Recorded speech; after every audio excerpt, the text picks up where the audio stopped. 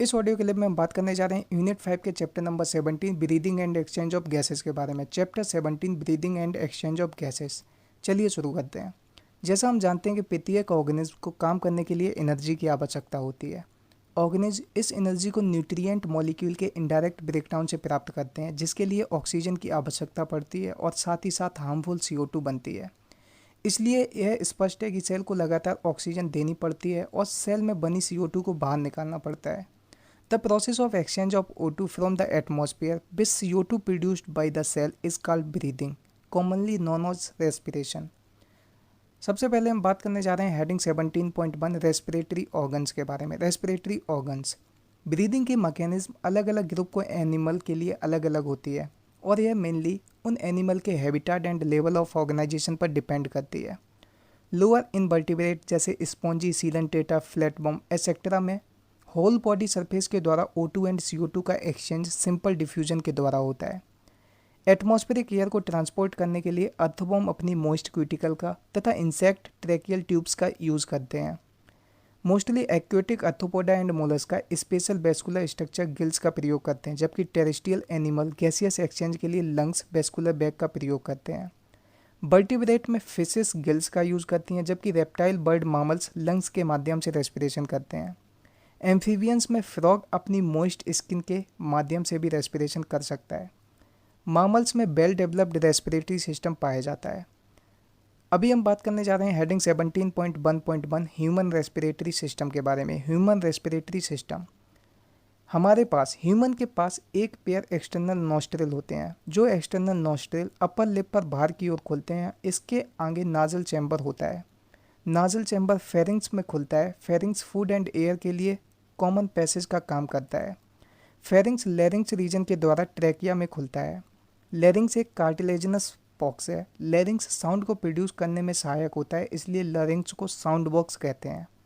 किसी भी चीज़ को निगलते समय ग्लोटिस को एक पतली इलास्टिक कार्टिलेज की बनी हुई मेम्ब्रेन कवर कर लेती है, जिसे एपिग्लोटिस कहते हैं।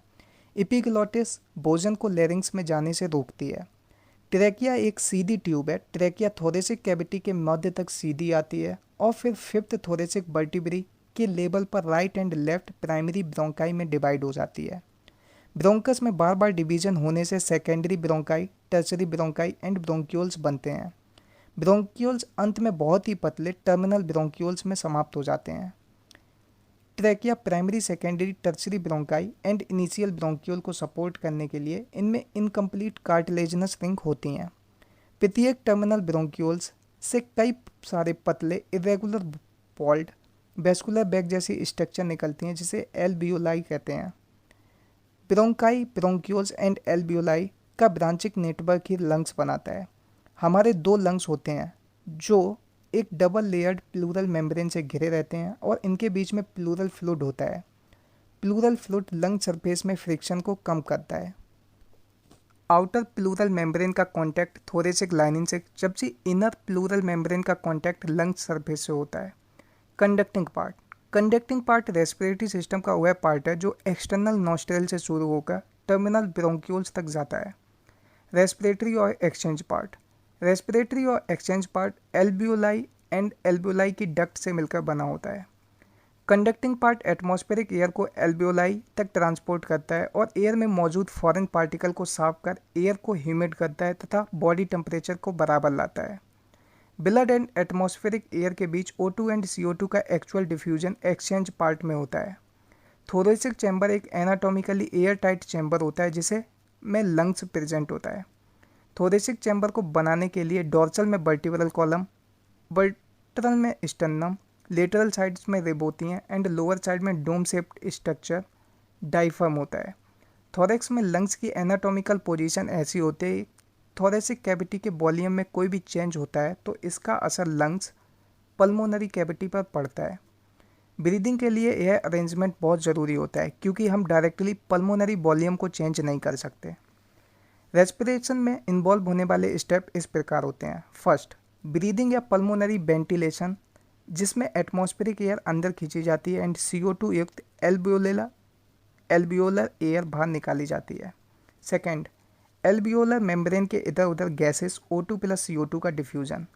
थर्ड, ब्लड के द्वारा गैसेस का transport. Fourth, blood and tissue के बीच O2 एंड CO2 का डिफ्यूजन।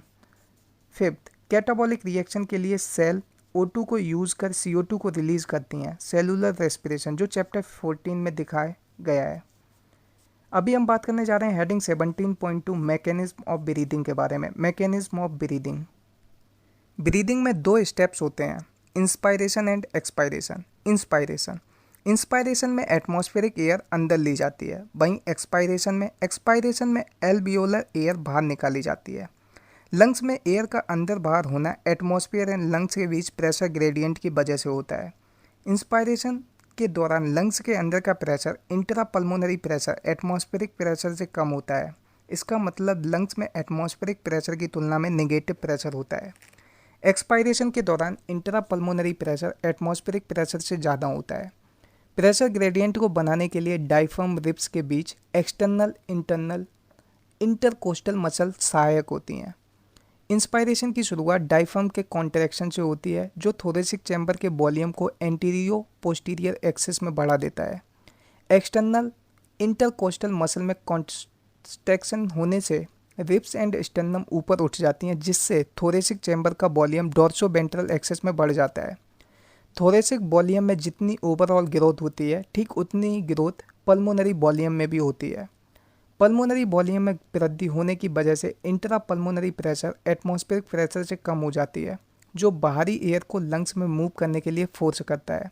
यह इंस्पायरेशन कहलाता है। डायफ्राम एंड इंटरकोस्टल मसल में रिलैक्सेशन होने से डायफ्राम एंड स्टर्नम अपनी पोजीशन में वापस आ जाते हैं, जिससे थोरेसिक वॉल्यूम कम हो जाता है, इसलिए पल्मोनरी वॉल्यूम भी कम हो जाता है। इस प्रकार intra pulmonary pressure atmospheric pressure से थोड़ा ज़्यादा हो जाता है, जिसकी वजह से लंग्स से एयर बाहर निकल जाती है। यह एक्सपायरेशन कहलाता है। इंस्पायरेशन एंड एक्सपायरेशन की शक्ति को बढ़ाने में एब्डोमेन की मसल भी सहायक होती हैं। एक स्वस्थ मनुष्य में ब्रीदिंग की एवरेज वैल्यू 12 से 16 टाइम पर मिनट होती है। ब्रीदिंग में जो एयर का वॉल्यूम इन्वॉल्व होता है, उसे स्पायरोमीटर से नापा जा सकता है। स्पायरोमीटर पल्मोनरी फंक्शन के क्लिनिकल असेसमेंट में उपयोगी है। अभी हम बात करने जा रहे हैं heading 17.2.1 respiratory volume and capacities के बारे में। Respiratory volumes. सबसे पहले हम बात कर रहे हैं टाइडल वॉल्यूम TB के बारे में। टाइडल वॉल्यूम नॉर्मल रेस्पिरेशन के दौरान एयर का वह वॉल्यूम जो इंस्पायर्ड या एक्सपायर्ड होता है, टाइडल वॉल्यूम कहलाता है। टाइडल वॉल्यूम TB लगभग 500 ml होता है। एक स्वस्थ मनुष्य 1 मिनट में लगभग 6000 से 8000 ml 6000 to 8000 ml एयर को इंस्पायर या एक्सपायर कर सकता है। अभी हम बात करने जा रहे हैं इंस्पायरेटरी रिजर्व वॉल्यूम IRB के बारे में। Inspiratory reserve volume IRB air का वह एडिशनल वॉल्यूम है जिसे एक व्यक्ति फोर्सफुल इंस्पायरेशन के द्वारा इंस्पायर कर सकता है। IRB इंस्पायरेटरी रिजर्व वॉल्यूम की एवरेज वैल्यू 2500 से 3000 ml होती है। अभी हम बात करने जा रहे हैं एक्सपायरेटरी रिजर्व वॉल्यूम ERB के बारे में। Expiratory reserve volume ERB air का वह एडिशनल वॉल्यूम है जिसे एक व्यक्ति फोर्सफुल एक्सपायरेशन के द्वारा बाहर निकाल सकता है। ERB एक्सपायरेटरी रिजर्व वॉल्यूम की एवरेज वैल्यू 1000 ml से 1100 ml होती है। अभी हम बात करने जा रहे हैं रेजिडुअल वॉल्यूम RB के बारे में। रेजिडुअल वॉल्यूम RB एयर का वह वॉल्यूम जो लंग्स में फोर्सफुल एक्सपायरेशन के बाद बचा रह जाता है, RB रेजिडुअल वॉल्यूम कहलाता है। RB रेजिडुअल वॉल्यूम की एवरेज वैल्यू 1100 से 1200 ml होती है। ऊपर दिए गए कुछ रेस्पिरेटरी वॉल्यूम को जोड़कर कई पल्मोनरी कैपेसिटीज़ बनाई जा सकती हैं, जिसको क्लिनिकल डायग्नोसिस में यूज़ किया जाता है। सबसे पहले हम बात करने जा रहे हैं इंस्पायरेटरी कैपेसिटी IC के बारे में। Inspiratory capacity IC inspiratory capacity normal expiration के बाद एयर का वह टोटल वॉल्यूम जिसे एक व्यक्ति इंस्पायर कर सकता है। IC इंस्पायरेटरी कैपेसिटी के अंतर्गत tidal volume and inspiratory reserve volume TB plus IRB आते हैं।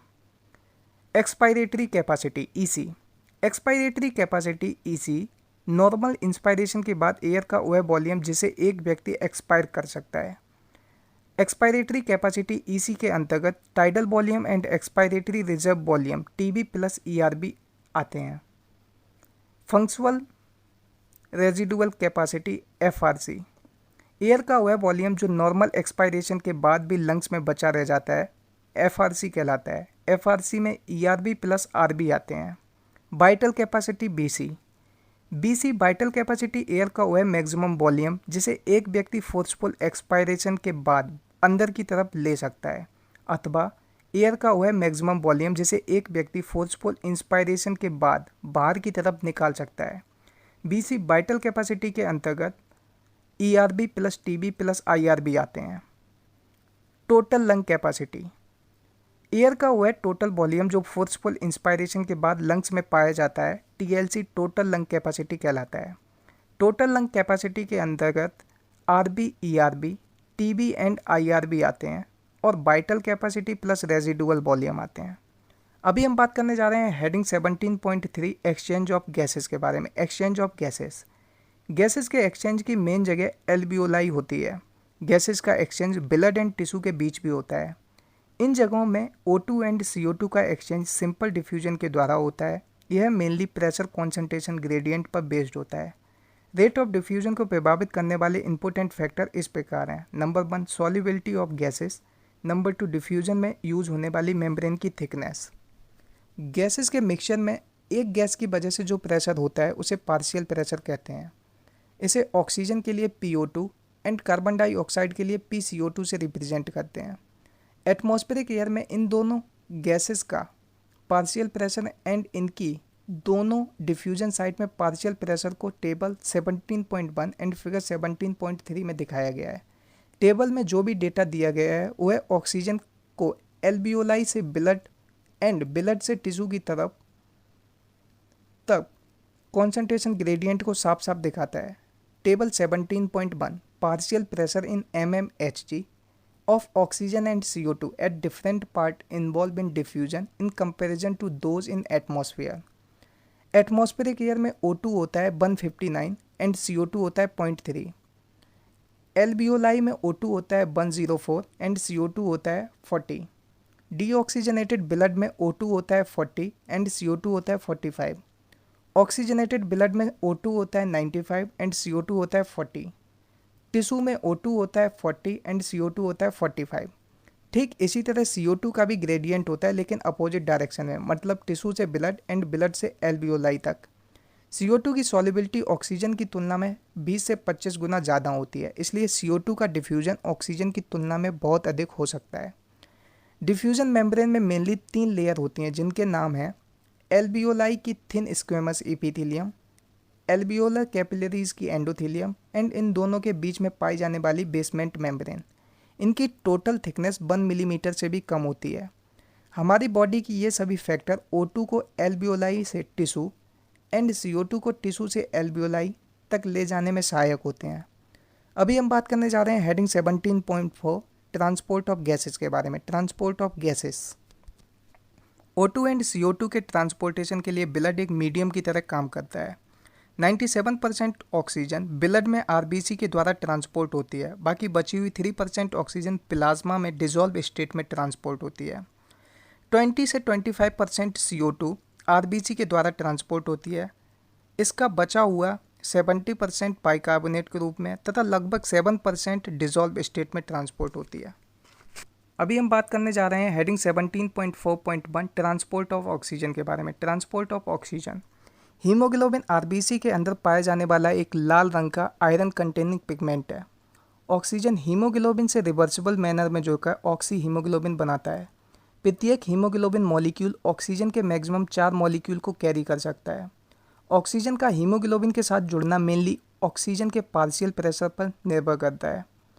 PCO2 hydrogen ion concentration and temperature जैसे कुछ फैक्टर जिससे यह बाइंडिंग प्रभावित होती है। जब हीमोग्लोबिन के साथ ऑक्सीजन की परसेंटेज सैचुरेशन एंड PO2 के बीच ग्राफ खींचते हैं तो एक सिग्मोइड कर्व मिलता है।